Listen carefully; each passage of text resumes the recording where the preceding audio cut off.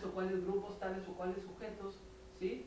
Que por ejemplo en el capitalismo ya no son funcionales. ¿Quiénes no son funcionales? ¿Quiénes sobran? Pensemos en análisis de corte filosófico-sociológico. Los que sobran en el capitalismo son los ancianos. Los que sobran en el capitalismo son los pobres.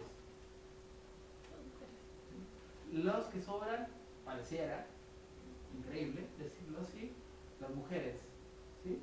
Pareciera que sobran, o sea, ahí está dentro de esa irracionalidad enajenante, ¿no? Se va configurando pues esa noción de biopoder, que implica con todo el desarrollo de esta capacidad tecnológica que se va construyendo en la modernidad, implica un control y una posibilidad como nunca antes se había tenido, ¿sí? Hoy se habla, bueno, en el vocabulario de lo genético como político, ¿no? Los proyectos fallidos, esta idea de la raza aria, de las razas elegidas, etcétera, etcétera, van en función de eso, ¿sí? Y todos esos proyectos que se revelan, ¿cómo se revelan? Como distopías, ¿no? Como experiencias enajenantes que revelan el funcionamiento de esos biopoderes, ¿no? Los campos de concentración, los gulags, Auschwitz, etcétera, etcétera. Cuando los individuos se reúnen para constituir un soberano, piensen en la teoría política clásica, para delegar a un soberano un poder absoluto sobre ellos, lo hacen porque se sienten apremiados por el peligro o la necesidad. Este es el principio de la teoría clásica, ¿no? O sea, estamos hablando de Leviatán, no estamos hablando de Rousseau, estamos hablando de Locke, ¿no? La teoría política clásica. Lo hacen para proteger su vida, pues constituyen un soberano para poder vivir. Así como Rousseau habla del contrato social. ¿Puede la vida, dice Foucault, en esa medida incluirse efectivamente entre los derechos del soberano? Pues sí, desde esa perspectiva, porque los sujetos depositan junto con esa voluntad el derecho de vida o de muerte, ¿no? ¿Puede el soberano reclamar a sus súbditos el derecho de ejercer sobre ellos el poder de vida y muerte, el poder liso y llano de matarlos? Pues sí, pero luego se va y se configura obviamente con una racionalidad.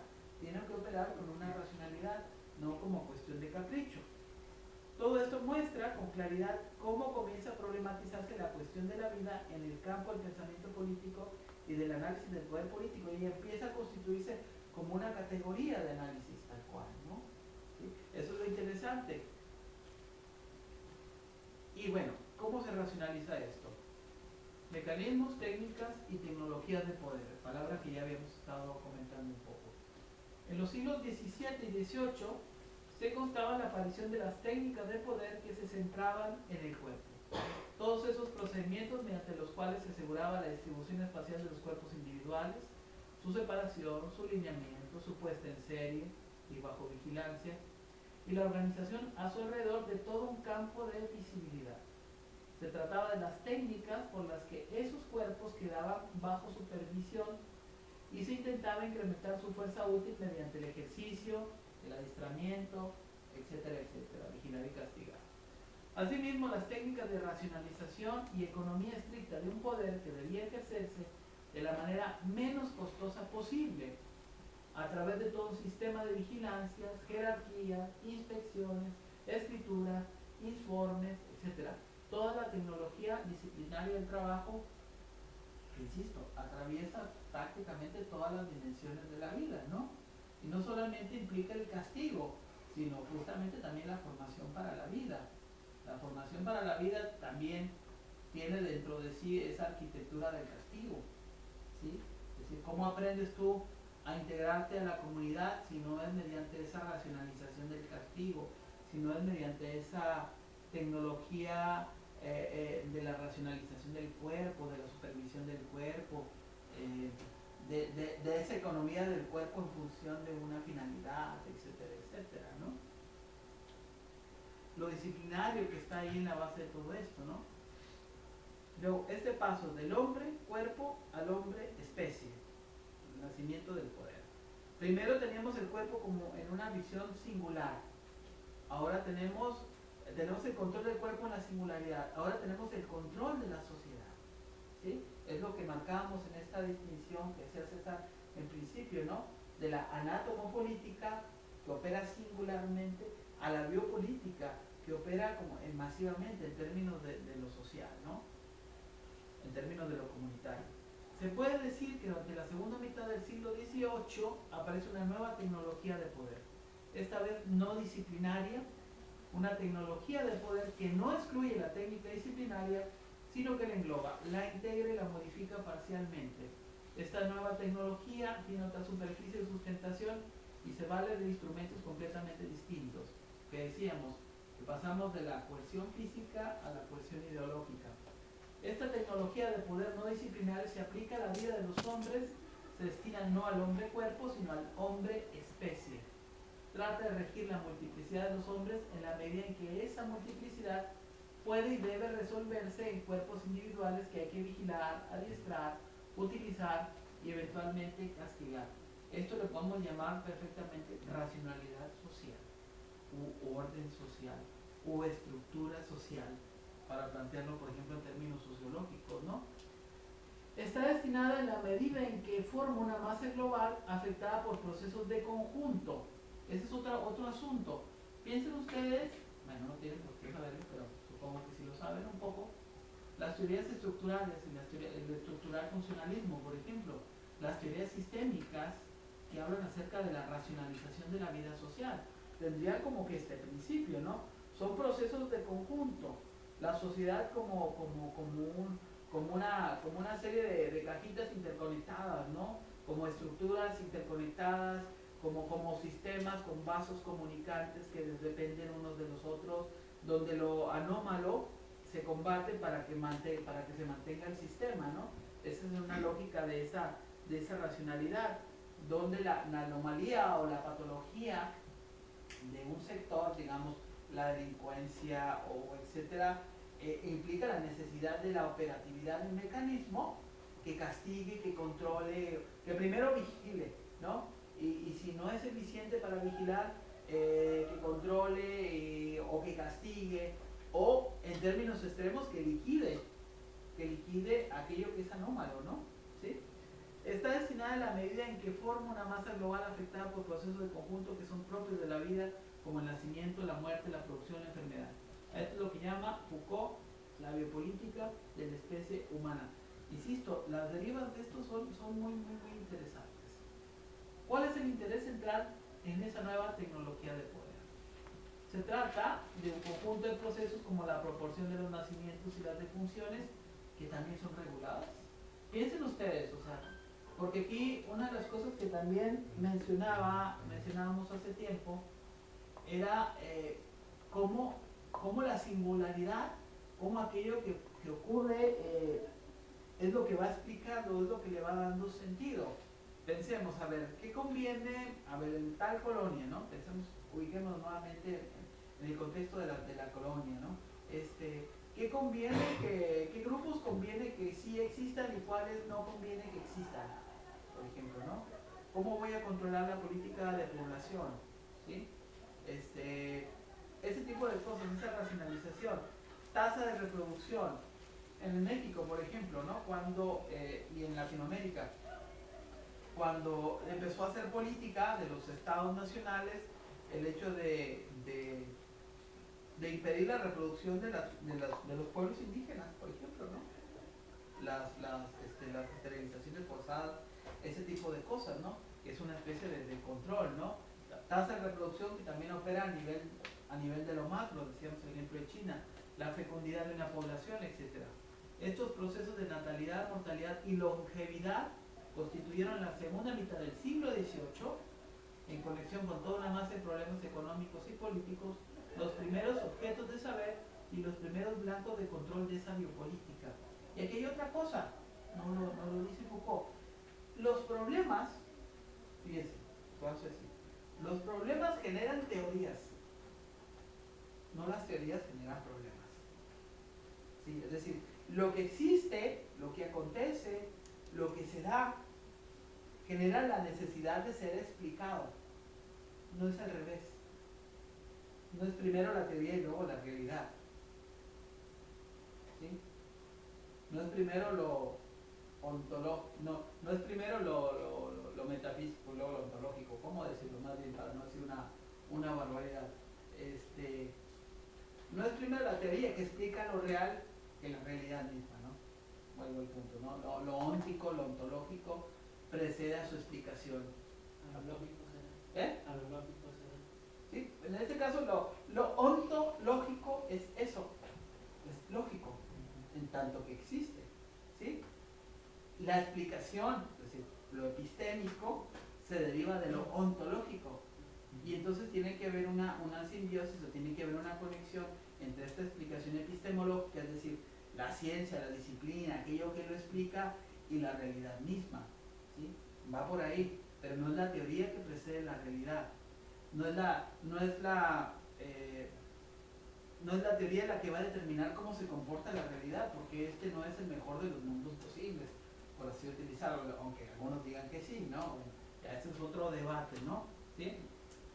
En esta biopolítica está también el problema de la morbilidad, es decir, con la cantidad de personas que enferman en un lugar y en un periodo de tiempo determinado en relación con el total de la población. Y de ahí nace lo estadístico. Es decir, la racionalidad implica saber, a ver, cuántas vacunas para la influenza voy a poder aplicar, cuál va a ser la tasa posible de defunción de los mexicanos en el ciclo de invierno del 2017, etcétera, etcétera, ¿no? La morbilidad como algo que ya forma parte de los procesos de planificación, ¿sí? O sea, esa es la racionalidad total, ¿no? ¿A qué edad la gente se casa? ¿Por qué debemos de cuidar, a ver, compañeras, por qué debemos de cuidar la sagrada institución del matrimonio? ¿Cuál es el interés que el Estado puede tener en eso? ¿Por qué el Estado promueve en sus políticas el matrimonio? La base legal del matrimonio. Promueve más, fíjense, es un alegato así, cuasi feminista.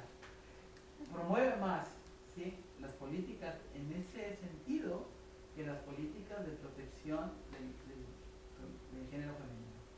Así es, sí. El Estado está más preocupado por garantizar la reproducción sistémica, biológica, ¿sí?, que la protección de las mujeres que posibilitan esa reproducción. Curioso, ¿no? Campos de aplicación del biopoder. Ahorita dejaré a César que haga un resumen un poquito, ¿no?, para poder avanzar, ¿no? Todo esto constituye fenómenos, dice Foucault, fenómenos que a fines del siglo XVIII se empiezan a tener en cuenta y que conducen a la introducción de una medicina, ahí apareció otra palabrita interesante, ¿no? ¿Qué significa la medicina o qué significa este ámbito de lo terapéutico, este ámbito de la clínica? Señalemos otra vez cómo empezamos esto. Empezamos con una clínica, estamos terminando con otra clínica, empezamos con un psiquiátrico y aquí estamos hablando del hospital, ¿no? De una medicina que va a tener la función de una higiene pública con organismos de coordinación de los cuidados médicos. Piensen ustedes también, para ubicarnos un poco en el campo de la filosofía, ¿por qué escandalizaban tanto a los cínicos? Porque no seguían las normas de la higiene pública. Seguir las normas de la higiene pública significa estar dentro de la lógica de la racionalidad social. Pero hacer cosas que no debían hacerse, como funciones corporales y demás, pues es como romper con esas normas, ¿no? ¿Sí? Pero había algo bien importante en ellos que ya hace Sócrates, por lo mismo de que hablas con las acciones, ¿no? Lo que piensas lo reflejas en tus acciones, y los cínicos son los que más reflejaban eso. O sea, ya llegar al extremo de comer sopas y nada más. Es el ejemplo más light que se le pudo ocurrir, ¿no? Sí, de las múltiples prácticas que hacían los cínicos, ¿no? Pero era un principio de ruptura, ¿no? De ruptura y de ridiculización incluso de ese tipo de normas, ¿no? De provocación, vamos a decirlo así. Lo que hacía pensar, bueno, finalmente, pues, ¿cuál es el sentido de estas normas, no? Es decir, es algo así como introducir lo discontinuo, ¿no? O una especie de resistencia a la manera en cómo se piensa. Pienso yo también que la filosofía u otras disciplinas, no solamente la filosofía, pueden aparecer toda proporción guardada como esas nuevas prácticas de resistencia y de rebeldía a la manera en que lo hicieron los filósofos perros, ¿no?